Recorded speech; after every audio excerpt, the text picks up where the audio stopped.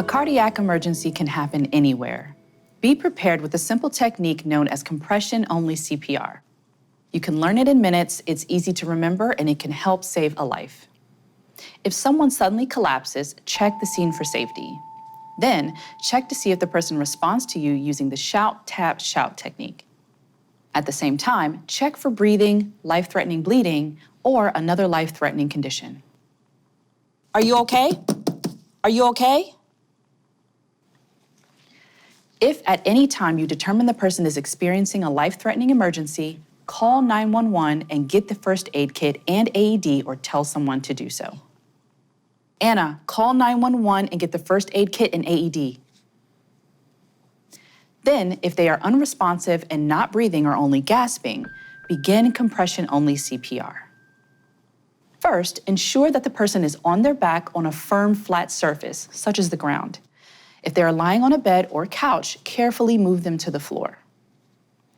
Next, kneel beside them like this with your knees near the person's body and spread about shoulder width apart. Place the heel of one hand in the center of their chest with your other hand on top. Now, interlace your fingers and make sure they are up off the chest. Then, position your body so that your shoulders are directly over your hands. Lock your elbows to keep your arms straight. This technique allows you to use your body weight to help compress the chest. You are now in the correct position to give compressions. When giving compressions, push hard and fast. Compress the chest to a depth of at least 2 inches and a rate of between 100 and 120 compressions per minute, or about 1 every half second. After each compression, let the chest return to its normal position.